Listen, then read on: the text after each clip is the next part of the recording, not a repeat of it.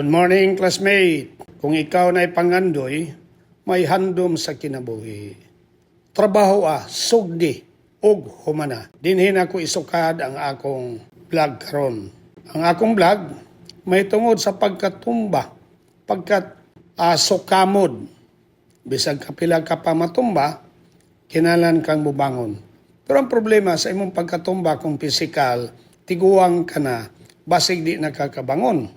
Basig maglisod ka nagbarog, sama sa akong nahitabo ka na ko kang gahapon sa diyang nag-inspeksyon ko sa akong basakan. Bosa, ako kining sugdan ang pagbangon, dili lang diha ninyo nga mga ginikanan, labi na gyud sa mga idaran na ato kining sugdan diha sa atong pamilya, labi na gyud sa atong mga anak. Unsa bay dapat natong himuon nga mga ginikanan, dapat atong tudluan og simple, practical og para sa tibuok kinabuhi nila, dili lang pag-eskwela. Niya mga butang angay natong i-share, ipaambit sa atong mga anak. Una, ang pulong disiplina. Ang disiplina mao'y nagtudlo nga sila magmatao sayo, maglimpyo sa kalingon ug palibot, og paghuman sa gisugdan nga trabaho og pagrespeto sa oras. Laom og kahulugan ang pulong respeto sa oras. Time is gold. Ang pinagkanindot nga tudluan nga mangandoy ang mga bata sa dihang bata pa sila. Timan pag abot niya nag-upat 5 katuig, pangutan unsa may imong gusto pag nagdako ka? Moingon siya, magmaestra ko, magpulis ko, mag-abogado ko. Dapat maunay itanom nimo sa ilang huna-una nga magpadayon ang ilang mga pangandoy. Classmate, biblical mo quote ko ninyo, Proverbs 22:6. Itudlo ang bata sa dalan nga angay niyang lakwan, o bisan magulang na siya, dili siya mobiya niini. Ang batang disiplinado, classmate, mulambo gyud ang panginabuhi. Ayaw tudloi nga magsalig lang sa grasya, magsalig sa laing tao, tudloi nga maningkamot ang saligan, ang kaugalingon ug ang tanan isandig sa Ginoo. Kas may tula gyud kalampusan nga walay paningkamot. Ang kakapoy dili kaaway kundi hagdanan sa kalampusan. Mas maayong maglimbasog kaysa manglimos. Kay kanira bang dili manglimbasog, walay mahitabo. Kanunay nag-quote kog biblical, kay ako nagatuo magyud ko nga dunay Ginoo. Daghang milagro sa akong kinabuhi nga nahitabo tungod kay ipanalanginan ko sa Ginoo. Paminawan ninyo, basaha ang inyong Biblia. Proverbs 14:23. Sa tanang paningkamot may ganansya, apan ang puro istorya mudala sa kakabos o kapobrehon. Ang anak nga kugihan bisang gamay mutubo ang kaugmaon. Mauni atong itudlo nila kung dili na nato kaya. Kung sa atong kinabuhi nadagma na ta, dili na nato kayang mubangon.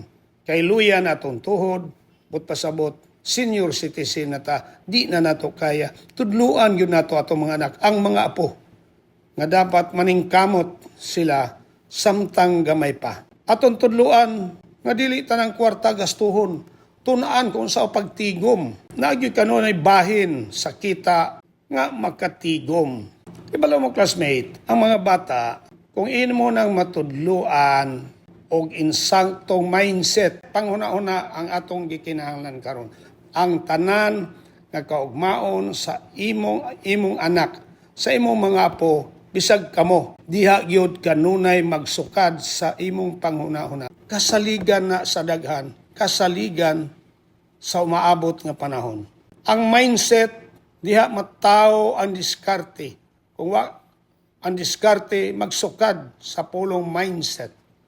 So ayaw tudloi unsa buhaton, tudloi unsaon paghuna-una. Kani yun na importante na, usay tudluan na, mao ni imong buhaton. Pero mas nindot kung tudluan nimo kung unsaon paghuna-una.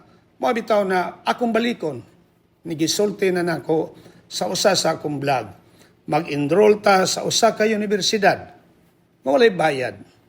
Magmasteral tag kursong common sense and initiative. Maunay pinaka-importante. Dili gikinahanglan ang degree, ang kurso, pero bisag dili ka degree holder, kung doon na kay common sense, na kay initiative, may asinso ka classmate. Labi na yun, wa ka mo honong, imong gitrabaho, imong mga damgo. Tanawa ang problema, isip usa ka oportunidad. Ang problema, mo'y magtudlo nato nga makatkon. Ang problema, mo'y magtudlo nato nga mulambo. Ang problema, mao'y unang ang angan nga kita moabot sa atong padulngan. Una-una ang umaabot, una sa mubuhat. Samar ka na sa sundang. Ang sundang nga habulan, baira, muhaita ka na magamit nimo o maghatag o kaayuhan. Sa mga kabos, importante ang diskarte. Muna'y kusog sa mga kabos, diskarte. Kung usa ka mag-uuma, kikinahanglan nimo diskarte.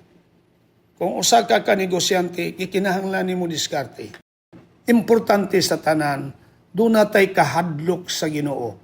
Kini ang pundasyon sa tanang kauswagan, ang kahadlok sa Ginoo nga magbuhat sa kuwahi sa gitudlo sa ato sa Ginoo.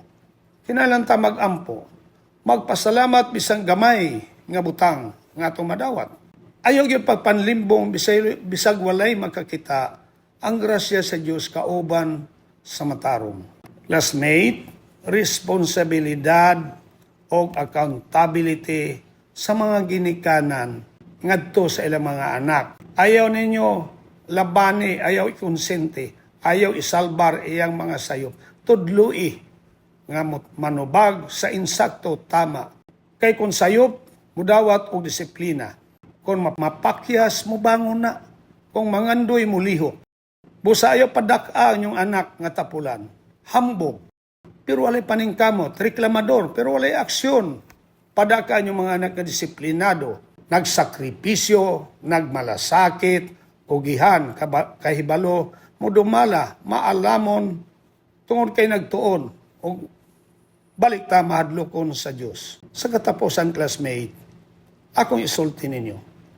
Ang kalampusan sa anak, dili magsugod sa kwarta, kundili sa iyang karakter, sa iyang batasan, ang ginikanan nga mutudlo sa disiplina, karon mopahuway og magmalipayon ugma kay imong makita nga naglambo ang kinabuhi sa imong anak. Kay imong gitag guidance, pulong nga dunay puno og pagtulunan, word of wisdom. Classmate, una na ko humanon kining akong vlog, paminaw mo. Matag Domingo ang akong vlog, puno og pagtulunan, ug doon ako'y mga pangutana. Kay karong April 30, birthday nako. Lain na sang yugto sa pahalipay nga akong ihatag ninyo. Dili kamo may muhatag na kong birthday gift. Ako'y muhatag ninyo. So ako kining gilahi ang mga taga Davao del Norte para mahibaw-an namo kay gibutangan namong sistema. Pag mag-comment mo, ibutang o man siyang comment Dabnor. So follow, like, share, and comment. Comment mo base sa akong vlog. Unsabay inyong nasabtan. Pareha karon, in general, unsabay inyong nasabtan sa akong vlog karong Dominguha. Daghan kayong salamat kaniyong tanan, classmate, ug sa makausap pa ako magaingon. Kung ikaw na ipangandoy, may handom sa kinabuhi, trabaho salig sa Dios, labaw sa tanan, salig sa imong kaugalingon.